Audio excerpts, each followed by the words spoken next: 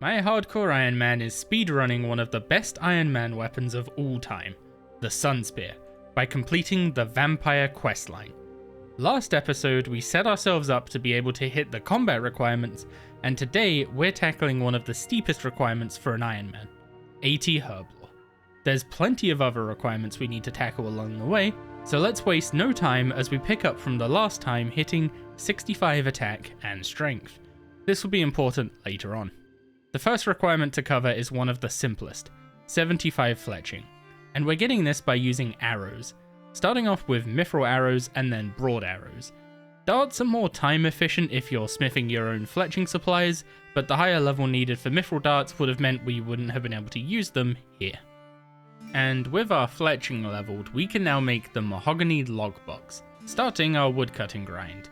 We need to get to 76 woodcutting, and the plan is to do most of this at mahogany's, so we can use the logs in construction training. This is my main AFK grind for this period of time, so we'll pick it back up later when we go over construction. Now for the one you've all been waiting for, the plan for 80 Herblore. While we have Jack-a-Trade slowly progressing Herblore in the background, we need to get about 1 million Herblore XP in addition to that to be able to do River of Blood on schedule. Fortunately, we can immediately subtract 150k from that using the reward from Branches of Darkmare, and a further 225k from Lord of Vampirism. But that needs us to reach level 75 Herblore first to use the book on it. That leaves us with around 600k Herblore XP to find, and to do so we're going to be looking at a handful of smaller quests, ones like Troll Stronghold, Edgar's Ruse, Jungle Potion, My Arm's Big Adventure, and Fairy Tale Part 2 are absolute staples and give us a combined 45k Herblore XP. A combo of quests that are useful to get done on any account is One Small Favour into King's Ransom. In addition to 25k more Herblore XP from the lamps, this also unlocks for us the Knight's Wave Training Grounds, which in turn unlocks these level 70 offensive prayers, Piety, Rigor, and Augury. But for now, it brings our total to 70k out of 600k before starting the vampire quests. And now it's time to step up the game a bit. After grinding to 60 smithing by making rune burial sets, and 60 range by killing our favourite early game punching bag, Dragith Nern, and then chinning in the Abyss, it was time to turn our attention to some newer quests, specifically the Age of Chaos introductory questline culminating in Succession. This quest gives the Dive ability, which is a targetable movement ability, as well as 2 chonky lamps. One being for 50k for combat skills, which we've put into ranged, and the other giving us 60k Herblore XP and bringing our total to 130k. We followed these up with some absolute classics. We hunted down Elvarg to complete Dragon Slayer and become a champion, we caught an eel, became a master thief, and killed a defenseless bird on Entrana to become a hero. Wait, that doesn't sound right. Well, we got the Herblore XP from it, so all in a day's work, I guess. And then, we befriend a tribe of natives from the Karazi jungle by helping them defeat an ancient demon to become an absolute legend, netting us 32k more Herblore XP across all 3 quests. That's all well and good, I hear you say, but we're only just over a quarter of the way through our goal. But what if I told you all that has been building towards one quest, and that will almost completely close the gap? Starting off by trading Thieving the best way by opening doors, we got up to 59 and became further friends with Hazelmere in the Path of Glaufrey. We then began a great rivalry with an evil mage called Surok by chasing him through the perilous chaos tunnels and defeating his charm dispenser, Bork. Next up was getting introduced to one of RuneScape's most long-standing, yet seemingly incompetent villains, Zemarigal in Defender of Varrock, before angering yet another evil mage in Wanted. You'd think after doing all these quests we'd have a bunch of Herblore XP. In reality, we got 1000 XP as part of the White Knight quests. But now we have everything we need to start a legendary battle against Lucian, by assembling a team of mighty heroes and leading them straight to him. Surely this can't go wrong. Well, no time to dwell on that, we've got a Margaret to stop, and by that I mean unlocking an ancient tomb and uncovering a legendary artifact, the Stone of Jazz, that gives the user immense power. Surely we'll be able to stop Lucian with this. Oh come on, he can't keep getting away with this. So, after leading a group of Gillenor's greatest to their deaths, and helping Lucian get a hold of the Stone of Jazz, giving him God knows how much power to enact his future plans, we've completed While Guthic Sleeps, and reap our 400k Herblore XP reward, bringing our total to 562k. We'll come back and clean up our mess later. At this point, the plan was to round out the quests with Salt in the Wound and Kindred Spirits, for a combined 40k XP. However, I overestimated how much XP I needed a bit, so these weren't necessary. But they would have brought our total up to 602k. Okay, so there's a lot of tasks in the RD Easy Diary, but none of them are actually any challenge at all. So we'll just throw the lamp into Herblore, and now we have a RD Cloak 1, which may have been nice to get as a hybrid cloak earlier, maybe. Oh well, too late now. Main reason I want it is the Kandarin Monastery teleport, which is like we can throw on our action bar down there, and it will bring us straight to the monastery just below the zoo, which is where we're going to be starting the penguin quests. There's 4 quests. I have all the requirements. It's time to just knock them out and fully unlock penguins. Asterisk, I haven't done Desert Treasure, so I can't get the invisible penguin. But for now, we're getting all of the penguin quests done before reset. There we go, Cold War done.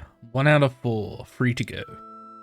And that's 2 out of 4 done with Hunt for Red Ragtuber.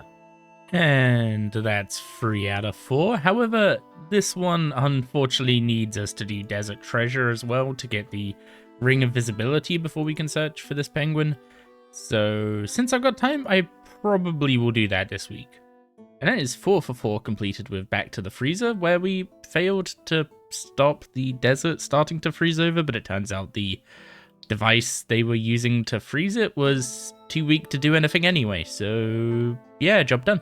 Now, in order to actually discover the Shadow Penguin, we need to do Desert Treasure.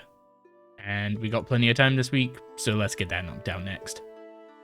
There we go, thank God for that. These hair clips are a pain to get. And after running through Jaldrot, we have met as a Nadra, and we are able to complete Desert Treasure and unlock Ancient Magics, as well as get 20k Magic XP, a really useful lodestone here. I really hate not having this lodestone. And we also now have 200 quest points, so we can go to May and get the money we need for today's Traveling Merchant. Today's Traveling Merchant is incredible. We have 2 livid plants, so that's 2 mil immediately, and a weekly reset ticket, which I believe is 400k. So we're still not quite on the amount of money we need, but we did get another fortunate component from that, so that's nice. Okay, now that penguins are fully unlocked, we now need to unlock some more locations to go search for penguins. Because this week, and most weeks if I'm being honest, these are pretty common locations. There's a penguin on the Fremenic Isles. There's a penguin in the Kingdom of Apatol. Is it a kingdom? I mean, it's overseen by a king, so Kingdom of Apatol. And the elf city of Chletia, which I'm pretty sure the wiki is trolling me with the pronunciation on that, but the original source is gone, so only their transcript remains. To get access to those 3 locations, we need to start Morning's End Part 1, which means we need to do Roving Elves, we need to do the Fremenic Isles, and we need to do Monkey Madness. So I'm going to get on with all 3 of those quests today. So what started as doing 4 quests to unlock penguins has turned into doing 8 quests to unlock penguins. Okay, job 1 done, Roving Elves, the quickest one, and we chose the Crystal Bow. It's a tier 70 bow that will be relatively useful if we have to do Slayer against a target weak to bows. The other option is a tier 70 shield, but there's just so many options to get tier 70 shields that I don't think there's any reason to pick that over the bow, even though the bow itself isn't the most useful thing in the world. And now we're going to start Morning's End Part 1. Not to actually complete it, but now it gives us access to Letia and gives us the crystal teleport seed, so we can just teleport back here whenever we need to. There's pretty commonly a penguin in the Elflands of Tyranwen, and And pretty often it ends up being in this town, so pretty nice place to get unlocked. Also, for any time we're going to need dyes in the future, this is a kind of underrated store, but you can just buy all the dyes. It's so good. And there we go. Fremenic Isles complete gives us access to the islands of Yatizu and Neatiznut and a bunch of XP, as well as some woodcutting XP, which is going to get us up to 74. I'm still procrastinating on those last 2 levels. I'm chopping mahoganies. Actually, I can show you in the bank here. So I've chopped about 1,000 U logs, which is all the U logs I need to upgrade everything that uses U frames in the fort. And then otherwise I've been chopping mahogany logs, and not doing it with ivy is way more useful, but it causes it to take just enough attention to be annoying. So I'm kind of procrastinating woodcutting. Only 2 levels to go though, so I guess that's not too bad. And then hopefully all the logs we get will get us the 79 construction for Lord of Vampirium. And there is Monkey Madness complete. Probably a bit late compared to when we should have done this, since the XP isn't going to be too useful for us. But I'm going to go put the XP into attack and defense, I think. I also made all the monkey grigris while we were there, so that we can easily do Recipe for Disaster and Do No Evil later on. So the way I tend to use weekly resets with penguins is I will find every penguin and the polar bear, then when a shadow penguin gets called, go find that, and then reset penguin hide and seek, spot it again, and now we don't need to wait for it to be called twice. And for what should be the last time, we are back at the doors getting 62 thieving, or safe cracking and get 90 thieving to unlock ports. I don't really enjoy doing ports, but I respect how useful it is to get that unlocked early, so I'm gonna opt for safe cracking all the way to 90 thieving. It's a bit of a detour from our River of Blood grind, but I'm not going to have enough time to play actively for the next week or 2 to really make any good progress on that. So for now, it's going to be working on 62 thieving, do a guild of our own to unlock safe cracking, and then safe crack all the way to 90. It'll probably seem like a very short time for you, but it's going to be a week or so for me.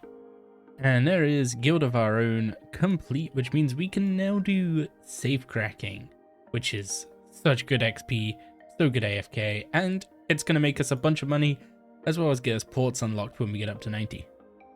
Time to hand in the first bag, and we're getting... I'm going to go for coins, because I really need the money. Fence our bag, and 18k XP, almost at 65 thieving already. This is going to be so dang fast. And the first of today's Jack of Trades has put us up to 74 Herblore. So it's a couple days into my AFK days / WoW playing. And for a quick update, we are at 82 thieving, about halfway-ish to 83, where we'll be moving on to the last section of saves. We've been trying to keep up with caches, so we're up to 72 divination. Might get 73 today, might not. It is starting to slow down a fair bit.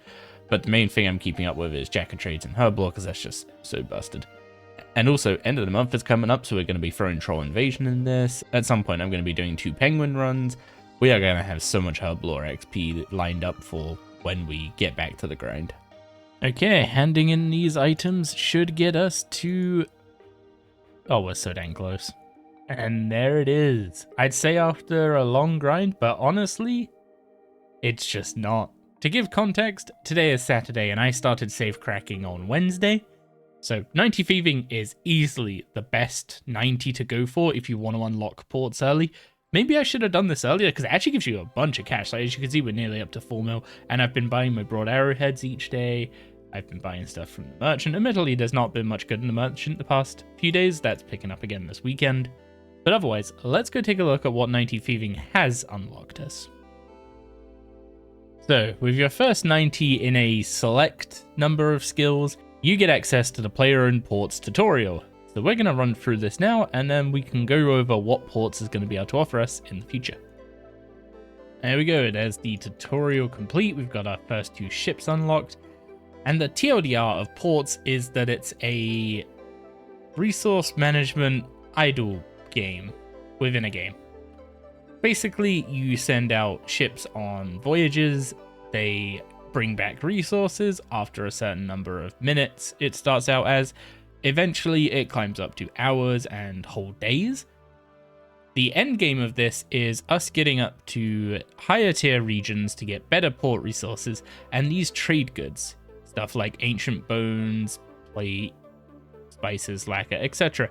And using these trade goods, we can make weapons and armor that are about tier 85. Notably, you can make a tier 85 wand and orb here. The orb is particularly good because it's pretty tricky to get good orbs past Hellware, which is only a tier 80 orb. And other things we can make here are scrimshaws, such as the scrimshaw of Vampirism, which is incredible for melee. However, all of that is probably a month or two in the future at least. For now, it's just send ships on missions, get resources, buy more crew, upgrade ships, and repeat. There's a really good guide on the wiki called Kag's Port Guide. I highly recommend giving it a read through and just follow it. It takes a lot of the guesswork out of it and will streamline your progress getting through ports and getting to the parts that you really care about. Well, with our 90 thieving done out the way, it's time to finish off 76 woodcutting. It turns out the U's in the Grove are actually really great, especially if you don't have 70 fletching for the U wood box, because there's 2 U's right next to a log pile that just lets you throw the logs into your bank from here. One thing that is a shame is that RS3 doesn't have the forestry changes that Old School has. In Old School, trees actually have a guaranteed lifespan. So what happened with that U over there is I chopped it, got 1 log and it died. That doesn't happen in Old School. These trees would each last, I think, U's are 2 minutes each. It really improves the social aspect of woodcutting by removing the whole competition and crashing each other thing, even ignoring the up to +10 woodcutting boost for woodcutting with other people and all the events. Basically, woodcutting is just way better in Old School to the point where it went from possibly my least favorite skill in RS3 to something I actually enjoyed doing in Old School. So I'd really like to see them take some of the ideas from forestry and bring them across. I have no idea what the odds of this are, but we just got an uncut onyx from the filtration system in the Hetz Oasis. But yeah, I don't know what to do with this onyx if I'm being perfectly honest, because normally I would make a Ring of Fortune for the stats, but I'm going to be wearing Ring of Life for quite a while. Now that we are done with our woodcutting grind, it's time to put some of the logs to use from that. We managed to chop just over 3,000 mahogany logs, 1,500 yew logs, and the magic logs are from Wildy events, but I don't think we're going to get high enough construction level for that, because we now need to turn all of these logs into planks. Okay, we've upgraded the guardhouse, and now it's on to rebuilding stuff we've already built. The most efficient use of my time seems to be building the Grove Cabin Tier 3. Takes 48 mahogany frames at a time, which is like 600 mahogany logs worth. So I can build it like 5 more times, and it gives a lot of XP, like over 100k XP every time I build this thing. So hopefully it will be enough to get us, well, it's going to get us above 70 so we can build the Command Center Tier 2, which I believe uses U frames, so we'll be moving on to those soon. But I really want to get to 75 using just the Command Center upgrade and my mahogany logs so that I can build the Workshop Tier 3 with the rest of my U logs. Rebuilding that Grove got us up to 71 construction, so now we can start work on the Command Center Tier 2. This one's quite nice because it's going to give us more Anachronia workers and speed up that time gate. Okay, so the next thing we want to build is the Tier 3 workshop, because that gives us a bit of a construction XP boost around here. We need 75 for that, but I think you only need the boost for when you start the building here at the blueprints, so we're going to try and boost up with a stew and see how this goes. Workshop Tier 3 begin. Okay, so you can just boost up to start the building at the blueprints and then finish it off with the rest. Hopefully this still gives XP even after the boost wears off, or I'll have to stop and get 75 doing a different building. So, building the Tier 2 Town Hall, we got 78, which unlocks the Botanist Workbench Tier 2. This requires us to do a couple more quests in the Footprint-free storyline. I think one of them also needs 50 Necromancy.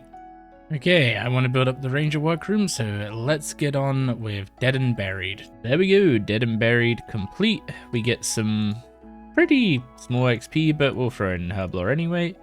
And now we can upgrade the Ranger's Workshop all the way to Tier 3. We're going to need 80 construction to actually build the Tier 3 version, but we're pretty close to that. Once we've done that, we'll get a 5% boost to XP in Fletching, which will be quite nice since we're about to use nearly 100,000 broad arrowheads. And there we go, Ranger's Workshop Tier 3, getting us 80 construction along the way, so we can knock out the Tier 3 Town Hall. I don't need any more construction levels, but I may as well build out the Tier 3 Town Hall so we get as much rested XP as possible, because that's just Herblore bonus XP, which we really, really want. And there we go, Tier 3 Town Hall and 82 construction. Construction is so much nicer now with the fort, and like you actually feel like you're building useful stuff, which is really quite nice. So now we can get a lot of bonus XP. I don't think I'm going to get much here because it's not really stocked up, but just from building in the fort, I've gained like nearly 13k Herblore XP as well. Pretty nice. Okay, continuing to follow the Wasteland's golden rule, we're getting distracted by more stuff. This time, it's monthlies. We're one day off the end of the month, and that means we've got to do Troll Invasion, God Statues, and go unlock the Oyster. That Troll Invasion just got us up to 76 Herblore. And that is Beneath Cursed Sands complete. Now, this only gives a combat lamp. However, it's a combat lamp that can be used in Herblore. So it's going in Herblore. Okay, to get down to the Giant Oyster, you just come to Wizard Myrtle outside the Wizard's Guild and you dive down here. You then gather seaweed and fish at that fishing spot, and that gives you 2 items to throw into the oyster, and the next month the oyster rewards you with a clue scroll reward that scales to your total level. Our total level is not that high at the moment, and the XP from these 2 activities both scale with your level in the respective skills. So this is farming and fishing. So since our levels and total level are a bit low at the moment, I'm not going to start using monthly reset tokens here yet. I'll probably start using them next month, because over the next month we will get a lot of levels in both fishing and farming. Next up on the list, a nice quick one, 75 Fletching. That's a requirement for River of Blood. It took about 66,000 broad arrows in total. I think about 10,000 of those were made before, so another 56k of those, and I really don't want to fletch anymore. It takes so long to make the arrow shafts. Especially just adding these like 2 steps between the bank and the workbench. I'm not sure if it's worth using the workbench for arrow shafts, but you do occasionally get like extra arrow shafts from it, so maybe it is. Next up on the skills, we've got 2 more non-combat skills to get up to somewhere in the 70s. We need to get 76 firemaking, and we need to get 76 hunter. I think I'm going to start with the hunter first. That'll be quicker, but a bit more intense. And then we can use the remaining logs that we have left over from the kingdom to work on 76 firemaking. And there is 75 hunter. So we have big game hunter unlocked, which once we actually have the hunter's lodge set up in Anachronia, that will be how I plan to train hunter going forward. I'm just going to get this one last level at Whirligigs, and then we are done here. And my wrist will thank me. And we're free! 76 hunter. No more Whirligigs on this account. I'll do them again if I make another account. My wrist hates them, but they are so fast XP, I just can't not do them to get to 75 and get to big game hunter. It's just too good an option. Now it's time for the last big skilling grind. There's still one more small grind after this. We got to get up to 63 agility, but that's not going to take long at all. Nope, the last big one is 76 firemaking, and I've got to do it all with maple logs. So we're here in the Violet is Blue 1 instance. Basically, you go to Tavali, you go to the portal where you start the quest, and you can pick like 3 instances. 2 of them are Yeti Town. You want the one from Violet is Blue 1. And there's a bank chest. There's a bonfire. That sums it up, really. See you in 10 hours, maybe. I missed it staring at the other monitor, but we are done. 76 fire making. One of the last requirements for River of Blood. Knocked out. Which in terms of skilling just leaves agility. We need to get 63 agility. That one is going to be no problem at all, because if I take a look here, we actually have some agility brawling gloves, so we can take those up to the Woody course, throw them on for the last obstacle of the lap, and take them back off, and get a nice little XP boost. Otherwise, we need to get 45k more Slayer XP. This will just come from the Woody one. I have not been doing Slayer at all, other than Reapers and the Woody one, and we've just been gaining levels. So that's not going to be a problem at all. And then once we're done with those two, it's just the combat stats. 75 strength, 78 attack, and 78 range. We also need 80 constitution, but we'll get that in the process of getting the others. So we are in the final stretch of requirement grinding for River of Blood. Okay, let's pop on the brawling gloves one last time, and there is gonna be 63 agility. We now have all the levels needed for Branches of Darkmare, and we have all the non-combat requirements to go all the way to River of Blood. Unsurprisingly, to train our combat stats up, we're just gonna be chilling out in the Abyss. Chinning our way up to 78 range, and then using whatever halberd we have access to get up to 75 strength and 78 attack. Thanks to the combat XP nerfs, this is now closer to 250k XP an hour instead of 600k XP an hour. So we're going to be here for quite a while, but I still can't think of a better way to train up combats. The only negative is the reliance on either Penance Aura or Prayer Potions, so we'll probably end up swapping to other spots to use the Bone Crusher when our Penance Aura is on cooldown. Okay, if Aura timers are going to be such a problem, it's probably time to start working on the Vampirism Aura. To that end, we're over here at the Archglacior, where we are going to be fighting some Zero Mechanic Archglacior. It's a pretty chill boss fight that, as the name suggests, has zero mechanics. All we have to do is kill the boss. However, each kill here is going to give us a bunch of marks of war. We currently have 2,500 of them, and we need 5,000 to buy the Vampirism Aura. By alternating Vampirism and Penance, we can significantly improve our training rate. Something worth noting here is that I am not wearing the Ring of Life. Dying to the Archglacior is considered a safe death in normal mode, and that's regardless of how many mechanics you've given it. This doesn't apply in hard mode. This is actually one of the scariest bosses for us to go to in hard mode, because you also can't teleport out of the arena. What I didn't expect to see on Zero Mechanic is a Dark Nihilus drop. Those are pretty rare, and to be honest, one of the main blockers to getting tier 85 dual wield melee weapons here, because you need, I believe it's 5 Dark Nihilus per weapon. You also need a bunch of them to upgrade those tier 85s to tier 95s, and I have definitely heard horror stories of people farming Nihilus for ages after getting the 2 frozen cores for the upgrade. So getting a few extra from Zero Mechanic AFKs, not a bad thing to get. Oh, this is always a big milestone on a new account. I massively overshot this. I didn't realize I was this close to 200 boss kills. But at 200 boss kills, you unlock the Altar of War. I've been teleporting to Lumbridge to use the altar, but now I can just pray here, bank here, and continue going. And continue going, I do need to do just a bit more. We're at 4,565 marks of war. We need just over 400 more, and then we are done. We will have the Vampirism Aura unlocked.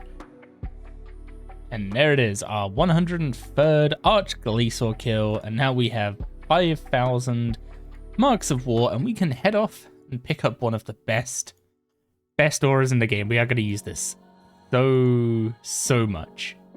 Unlocks Vampirism Aura. Oh, it feels so good to get that. I'm not going to speak too soon, because I've definitely done that when commenting on some of these training methods, but it does appear like Vampirism is going to be 100% self-sufficient here. I get to just spend a whole hour in the Abyss, only having to run over there to reset aggro, and it's just gonna be so much nicer than Penance just devouring my food supplies. Okay, we just hit 250 Reaper points, and we are so far off of being able to utilize a Hydrix that I have no qualms in picking up Reaper's Choice as our first unlock. Sure, it puts us 250 Reaper points away from our first Hydrix, but I have 71 crafting. That's not going to be a problem. And there we go, 75 strength.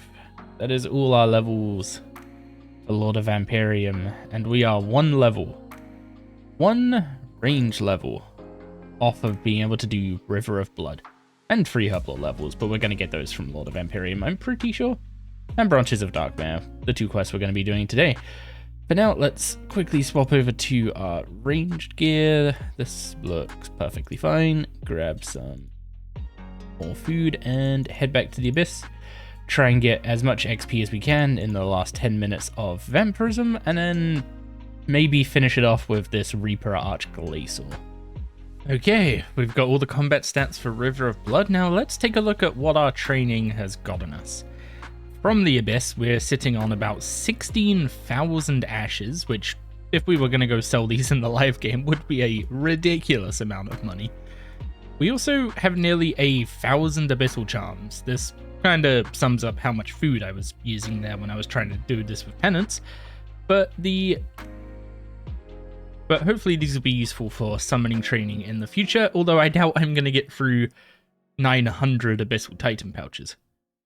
All that's left now is to join up with the Mayaki, establish a base of operations in Bergderot, infiltrate Maya Ditch and meet up with the rest of the Mayaki at work there, get tasked with scouting out an intimidating castle but get captured along the way, and meet a vampire with the hots for our boy Safalan, and with her help, begin infiltrating the city of Darkmare.